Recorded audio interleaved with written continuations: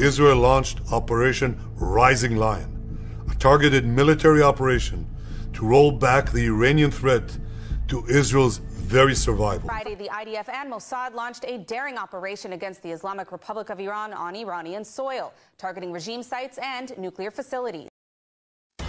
Congress leader Sonia Gandhi ji की तरफ से भारत की फॉरेन पॉलिसी पर सवाल उठाए गए हैं।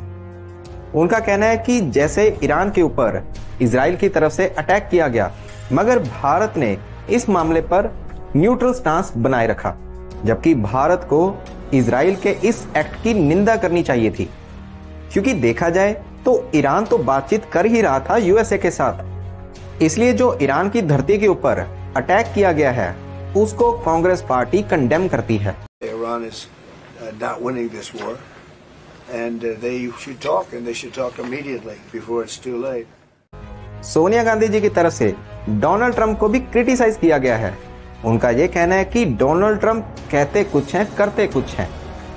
वैसे भी डोनाल्ड ट्रंप जब आए थे सत्ता में, तब आने से पहले उनका यह कहना था कि वो यूएसए को किसी नई वॉर में नहीं उलझने देंगे, मगर अब देखा जाए तो यूएसए खुद ही इजराइल के साथ मिलकर ईरान के ऊपर अटैक करने पर उतावला हो रहा है, जिससे साफ साफ डोनाल्ड ट्रंप की क्रेडिबिलिटी के ऊपर तो सवाल तो उठेंगे ही।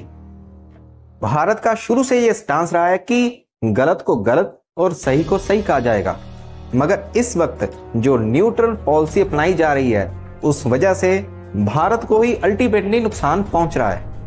ऑपरेशन सिंदूर के समय हमने देखा कि कैसे पूरी दुनिया भारत के खिलाफ भी न्यूट्रल नजर आई और किसी एक भी देश ने भारत के साथ खड़े होने की हिम्मत नहीं दिखाई। इसीलिए अभी भी देर नहीं हुई है, भारत को न्यूट्रलिटी का साथ छोड़ना चाहिए और गलत को गलत कहना चाहिए। Israeli military hit a marketplace in Gaza City as people were queuing to buy flour. This war must stop because it's going to be disaster in the region, and I hope that they will not take it to a further level.